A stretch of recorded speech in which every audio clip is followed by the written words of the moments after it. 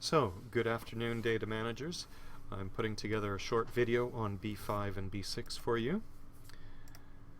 So, on the agenda for now is B5 box plots, so that's box and whisker plots. I'd like to give you a quick overview of those, and then I'd also like to take us through the measures of variability. So, box and whisker plots are kind of neat, as I've alluded to. So, here is an example of them. What has happened here is someone's taken the player weights of NBA players and plotted it as a box and whisker plot. So when we read it, we notice that there's an axis, and on that axis we have a range roughly from 150 to 300 pounds. That's imperial pounds. And on that we have simplified all the data into 5 items. So in the middle we have a median, that's our 50th percentile. We've got our minimum, which in theory would be our 0th percentile, and our maximum, which would be our 100th percentile. So that encompasses all data points. And then there's also such a thing as the lower quartile, which is between the first half of this rectangular box in the middle and the minimum. And then there's the upper quartile, which runs between the maximum and the upper half of this rectangular box in the middle. And then you've got the interpercentile range, and here you've got the middle 50% in that box itself. So, oops, my apologies. This is a link, I forgot about that. So, first I'd like to take us through the e-learning content. And if we take a look at the e-learning content, we'll notice that it provides us with a nice box here, a nice box and whisker plot. It's a pretty standard example. We've got our minimum data point, our lower extreme, our upper data point, our upper extreme. You've got the lower quartile, the upper quartile, and the median. So like I said, in this line to the left, we've got the first 25% of the data. On the line to the right, we've got the last 25% of the data, and the middle 50% of the data fall in this box. And here you've got the interquartile range, which is Q3 minus Q1, or P75 minus P25, and that's half of the data set. So there are some things that you can look at in terms of the type of data. You can see whether it's symmetric, whether it's positively skewed or negatively skewed. And the same thing you can do, so that's with the median. You can also do the same thing with the whiskers. You can see if there's symmetry and if there's positive or negative skew. There are a number of examples, and I strongly encourage you to take a look at the answers to these questions. So that, in a nutshell, is the box and whisker plot. Now I'd like to continue on with the measures of variability of the data, and we've got a number of items there.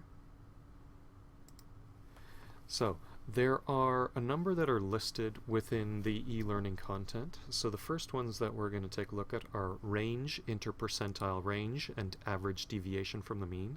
There are others we will look at, so they're called variance, standard deviation, and coefficient of variation. Now, let's take a look at the example that e-learning provides. We have the employees of a small company. Let's say it's a variety store. We have Mr. Cartier. We're going to assume that Mr. Cartier is the owner. We've got Matea, Joaquin, and Charisma all earning something. So Mr. Cartier pays himself $42.50 an hour, and Mateo, Joaquin, and Charisma earn between $7 and $12 an hour. Now, the first thing we're going to do is we're going to compute the mean hourly wage.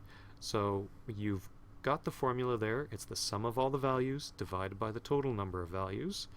You compute the mean, you end up with a mean of $17.83. So the mean hourly wage paid is $17.83. Now, is that something useful?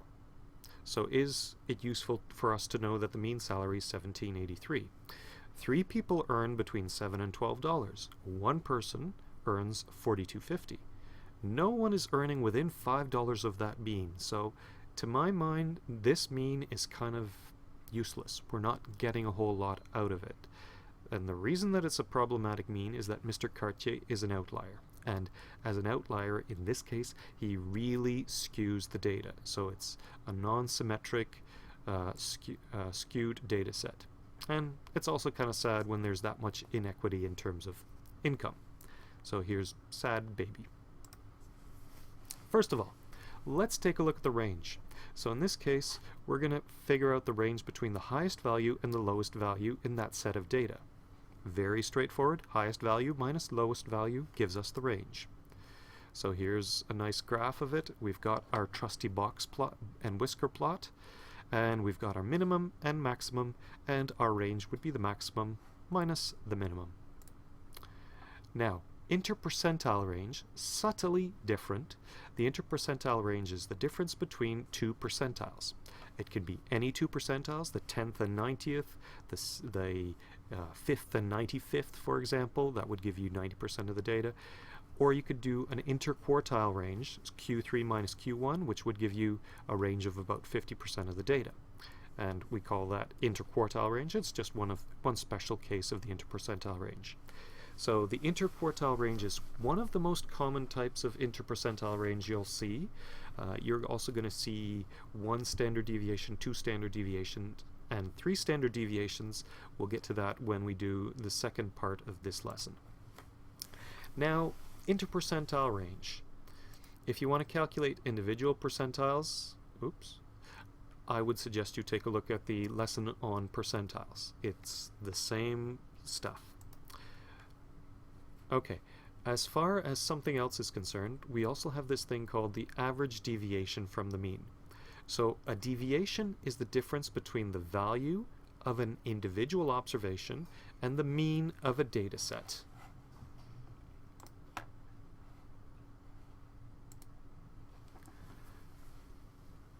And since the mean is the central value, we're going to have some deviations that are positive and some deviations that are negative. So once again, the deviation is going to be a difference between any individual value and the mean of all of those values in one data set. So let's take a look at an example from the world of finance. We can take a look at stock prices. So what we're going to do is take 6 month-end stock values of banana computers. So someone looked at banana computers and they took the stock value at the end of the month. So we saw it ranging from $59 all the way up to $74. So hopefully you bought at $59 and sold at $74 and not the other way around. So there are 2 tasks that we are going to do. We're going to compute, number 1, the deviations of the stock value, and then, so that's the deviations of the stock value from the mean, and then we're going to add all of those deviations up. But first things first, we need to determine the mean of those stock values. So, using our trusty formula, we figure out that the mean is $67. So our stock values, the mean price over that 6-month period was $67. Now, here are the individual stock values. They add up to $402. In and of itself, it's a meaningless value, but it's useful in terms of determining the mean. Okay, now we've already determined the mean. Remember, $67 is the mean. So here we've got each of the stock values, and we compare that to the mean. So in the case of $70, you're above the mean. So 70 minus 67 should give you a +3. When you're looking at $62, on the other hand, it's below the mean. So 62 subtract 67 gives us -5. So that is what I'm talking about when I say deviation from the mean. Those are all individual deviations from the mean. But when we add them all together, we end up with 0. 3 plus -5 is -2, subtract 8 is -10, plus 1 is -9, plus 2 is -7, plus 7 is 0. So when you summed all the deviations up, you ended up with a total sum of 0, which is expected because you're comparing every single value to the mean. So notice how the sum of the deviations is always 0. Now, this is one of the problems from the data set. On the right-hand side, you've got a table with class intervals. It's a frequency distribution with classes, and we've been asked to compute the percentile rank of a value that happens to be 15. So first thing we have to do is we have to figure out in which class interval that score is located. So we look and we'll notice that our score is between 10 and 20 because 15 falls between 10 and 20. So that's the interval we're looking at. Next, we need to compute the distance. We need to compute the class interval, which happens to be 10. 20 minus 10 is 10, and that's variable I. Then we need to compute the distance between the lower limit of the class interval and the score. So our lower limit, L sub x, well in this case we don't know what x is yet, although the lower limit for this class interval is 10. So our score is 15. 15 subtract 10 is 5. That's the difference. And I'm going to pause it now and resume recording. I'm now resuming a recording. I paused it a little while ago. I will go back to the beginning, number 1. My apologies if you've been watching up to from 1 till 3. So, I've had a request to address question E in the assignment for B6. So the first thing we need to do